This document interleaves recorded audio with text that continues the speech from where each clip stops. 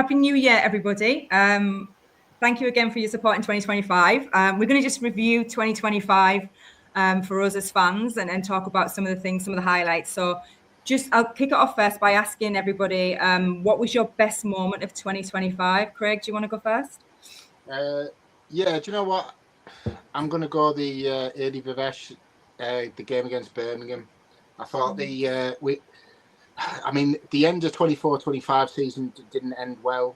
We started okay, but then there's been more lows than highs, hasn't there? I think, really. But that, when the club came together, the players came together, and how we handled the situation, I just thought, and the result as well, and Fry scoring, I just thought, yeah, that game with Adi in charge just was like, I remember that. So, yeah, it's that for me. Sean, you go? Exactly the same for me, actually.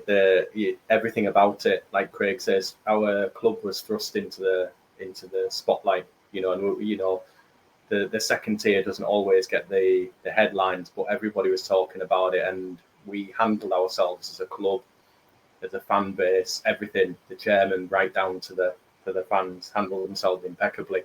And not only that, the atmosphere that afternoon, I know we've said it over and over, but it really did galvanise us, and the players felt that togetherness, and it was just the atmosphere crackled, and it was brilliant. So I think we kicked on from that point, and that togetherness that is now such a core part of the group, I think was really important. So yeah, that for me as well.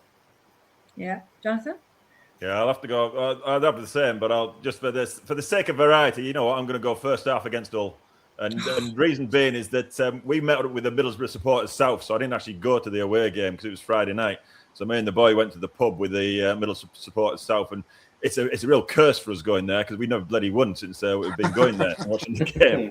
So that was nice to break that curse. But also, what a great surprise it was just to see the football we played and the intensity and the passing and the invention and Bangura and Gilbert, and Gilbert's goal. It was just a joy, to be honest with you, and it was such a surprise as well. I mean, we always hope for good things, but crikey, that surpassed all my expectations. So I'll go with that. Yeah, I mean, I've picked Hull as well. Although Birmingham you're right. When I thought about it there, I was like, yeah, why did I not pick Birmingham? But Hull was just for the whole thing around the game. It was we got absolutely drenched. It was the worst kind of weather. We were in the away end, and we were 4-0 up. Literally, that away end. I mean, the Hull fans are right to say it because that was the best away end I've been in for some time with Boro. For obvious reasons. I mean, when you're winning 4-0, it's a delightful place to be, and just everything about it, the manager, the fist pumps, all the rest of it, just everything about that night was just really, really fantastic. And it just felt exciting. It felt like we'd been through something, and my goodness, we had something better to look forward to. So yeah, I really, really enjoyed that night. And like you say, halftime, people were just smiling, and everybody was just looking at each other and sort of a little bit, I guess speechless is the word I used at the time. But yeah, we just did not know what to do with ourselves. And it's not often, I mean, I think you said it was Norwich many years ago. We were 4-0 up at halftime. But in that scenario, with that new manager, with them players, with Bangura, finding out Gilbert was playing before the game, he had been nowhere near the team. And then he plays like, I don't know, can't think of a name of a player. But he played just he was impeccable on the night. So that was that for me. Worst moment. Who wants to go first with worst moment of 2025? Oh, fucking hell, anything between January and June, basically. You've got a plethora of stuff to pick from. It was such a shit that first half of the year. I'd go with January transfer window. It was a fucking debacle. We ended up with fucking Ian Acho and lost Lath. And Scott himself said he wasn't happy. Obviously he wasn't happy.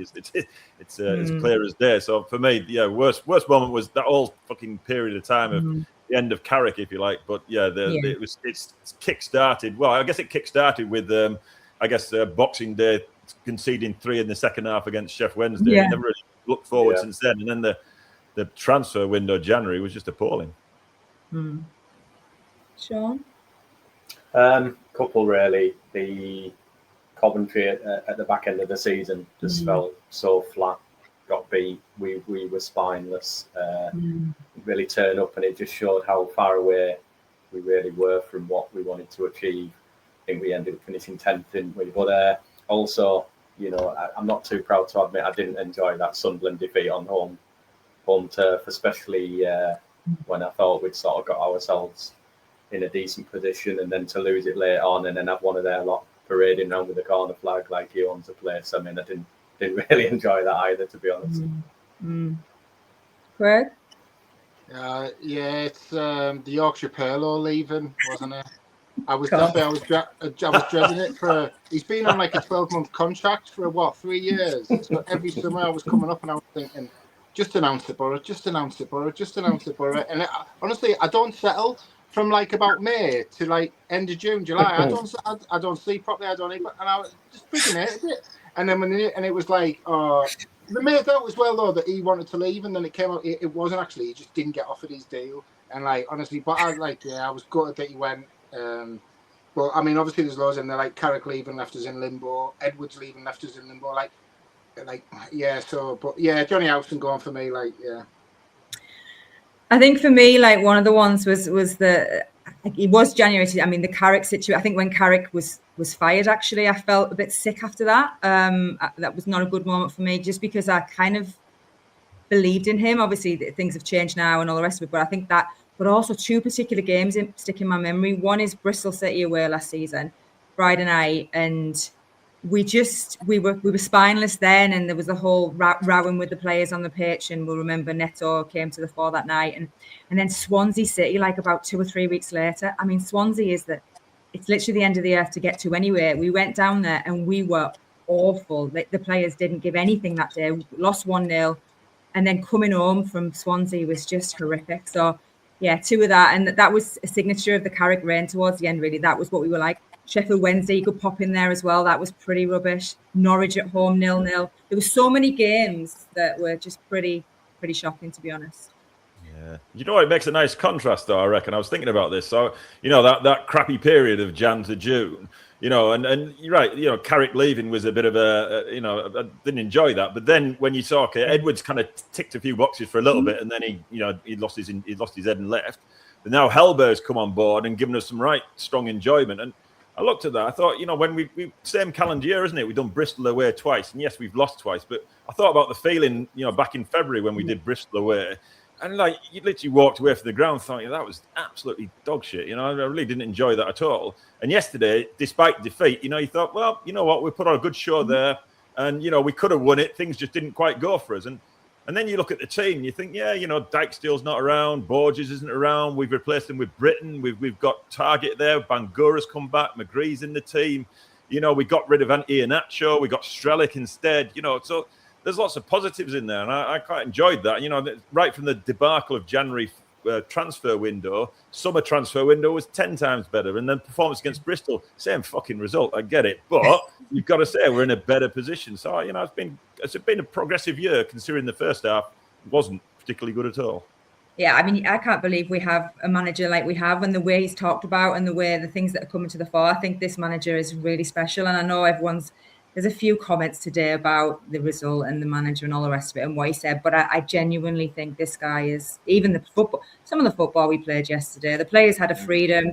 Some of the back flicks Callum Britton did, it was just like ridiculous, really, but it was enjoyable. And yes, it's frustrating because we didn't win, but we can't win every game. Anyway, sorry. So goal of 2025. Who wants to go first with that one? Sean, do you want to go first? I think we mentioned it a few times for something else, but the Conway goal was really good against, was it Blackburn against where he flipped it around. Interestingly, Iheanacho got the assist, I think, that day. But anyway, Hackney's hit a couple of good strikes, I think, one against West Brom, maybe one against Sunderland as well when we lost that game. But yeah, not too many. I think I'll go with the Conway one. Technically very good and instinctive left foot finish. Maybe a few more instinctive finishes. Hopefully go on a little bit of a run.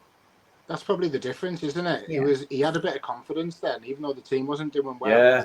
He had a bit of confidence, and I mean, like you're saying there about, if I remember right, the ball came over and it was bouncing, it wasn't flat, and he flicked it with his right over the plate. He kind of he's done it the wrong way, and then smashed it with his left, and you're thinking like, and it's like that must just be the confidence of him. Like obviously, what was he like? He was just outside the penalty area when he picked it up. Yep. But that's probably the change in him. Like he's got it in his locker, hasn't he? I thought he was decent in the Bristol game. You know, his general play. Right. Yeah, I thought he was. And that comes back to Jonathan. You're quite right, Jonathan, saying if there's a bit of pace in behind, because Conway's coming out and playing those nice balls, and he protects the ball so well. I think Tommy, he rarely sort of loses it when it is put up to him. He keeps the ball moving and keeps the attack flowing. Maybe we do need someone to change it up and run in behind a little bit, but it'll come hopefully. Yeah, we would have. I know we're going off on a tangent here, but we would have done well with that. Without a shadow of a doubt, yesterday, if we had someone who could run off the shoulder with a pace and through the middle, that would have caused them a lot of trouble for sure. Without a shadow of a doubt. 100%. Jonathan, you have a goal? Goals. You know what? I'm same as Sean. I was Conway against Blackburn, and if I was thinking, I'd go with a recent one. Just for the sake, because it was Gilbert against Hull. And his strike from the outside of the box, I thought technically it was very good, and because of his little journey he's been on as well, and because the last time he scored was against Hull, so yes, Conway's was more spectacular goal in the sense of a watch, but I like Gilbert for those reasons, so I'll go with that. Craig, you want to go with Conway as well, or I was Conway's all day long. Yeah, like I said, I loved it. Yeah. I mean, Conway from a technical point of view, but my favourite goal, I think, was Ayling's against Leicester, just because of the timing of it. It was Ayling. He hadn't scored for I don't think that was his first goal for us. He did that stupid somersault. I mean, that great somersault. And just the way, because there's nothing better than a goal in the last minute that gets you a result of some sort. And I thought that was really just exhilarating. And it made the journey home from Leicester much, much better to cope with. Did you see the quote, by the way, from Ayling? I think it was maybe BBC T Sport, something like that, saying that he's trying to get all the players to buy into what Helbert's doing, and he loves it, and it reminds him actually a little bit of how Leeds used to play all that sort of blood and thunder going forward. Yeah. So he said something, didn't he? He said this guy's going to make you better players. That's what he said. Listen to everything he says, follow everything he says. He's going to make you better players. And I just thought it was another kick in the stomach to the previous guy as well, because obviously Luke just does at every opportunity seems to put a bit of a nail in his coffin. Favourite match? Who wants to go with that one? Well, Jonathan's already mentioned. I was thinking the whole game, but I think with it being probably QPR. I think after we'd had the whole game and we battered them. And then we thought, well, maybe Hull were just really, really bad, and we just caught them on an off night. But then the QPR game, that first half, we were unbelievable.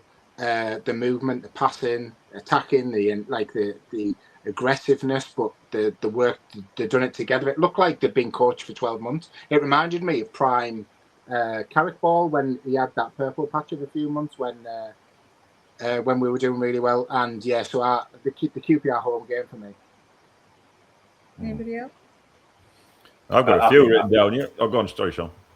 No, I was going to say my initial thought was that Ipswich game was quite an interesting one and quite a marker for us to put down. I think it was more Hackney's masterclass, and it sort of showed us that we mean business in the league. But I don't think you can look past that whole performance. It was just so emphatic as well, and because we sort of recently, if you like, haven't really played that way where we blitz teams to that effect. We play nice football, but I can't remember the last time we blew somebody away like that with such flowing football. So yeah, I'd probably go along with the whole one. Yeah, you know what? Similar is Charlton away. I went to that game, so that was my first time seeing Hellball live. And what I liked about the Charlton game, the first half, is they were playing football and they were playing passes that I wasn't expecting. So you know how normally we shuffle it round and, most teams do. They recycle it and they set themselves up and all that malarkey. And, the lads were playing passes into areas, into feet that I wasn't expecting. And I enjoyed that a lot, I must say. So yeah, you're right. QPR and Hull gave us fantastic kind of performances. But I just seeing it live was Charlton. I got to say that first half against Charlton, I enjoyed it a lot. But I'm with you, Sean, as well. I thought Ipswich on the Friday was very good. And I said Millwall away 3-0, and the previous was pretty decent too. That was a nice surprise as well. So, but I'll go with Charlton. I'll have to say first half against Charlton, I enjoyed it a lot. It really excited me. It's interesting that we've gone for Hellberg matches if you think about it. Whereas when you think that Edwards was you know, that when he came in, 4 wins on the bounce, and everyone was flying and everyone was buzzing. But none of those games were really spectacular. Not really. I mean, Millwall, yes, Millwall was good, but not to the levels of what we've seen under Hellberg in terms of how we've played. So yeah, for me, I'm stuck between all 3 of those games that were mentioned. Hull, I think Hull, just because it was the first time we'd seen that level. And it was just so shocking. And then obviously we saw it again at Charlton. And then we saw it again at QPR. QPR was better. We were better against QPR first half, I think. But I just think that whole one was so surprising that we'd gone from scraping a win against Derby, thinking, oh, he's done all right, we've got to win in his first game, to then seeing that. And it just blew my mind, to be honest, really blew my mind. And then to see it replicated again and again and again is really, really impressive. So yeah, I think I have to go with Hull, really. Yeah, and let's hope, as we say, I hope by the time this show goes out, we'll fucking know, won't we? But let's hope it against Boxing Day, he goes back to the QPR Hull kind of. And in fairness, if Whittaker's goal had gone in, then I think Bristol would have been a different result as well. We didn't say it in the transfer show, did we? When we talked about this the other week, who comes in for McGree when he's injured is a bit of a concern, I have to say, because it ain't Bergzorg and Nepan's lacking confidence. That's what Hellberg was saying too. So. Going way off tangent what this video is about, but sorry. But yeah, you're right. The next 2 games, and we play Blackburn at home on Boxing Day, and the last time we beat them was 2012 at home on Boxing Day. So hopefully the signs are good, but yeah, they're also a bit of a bogey side for us. But yeah, Blackburn and Hull are really important games now. I think we win them, and I hope so. I hope we're watching this and we've won them, so and we can go into 2026 in a good way.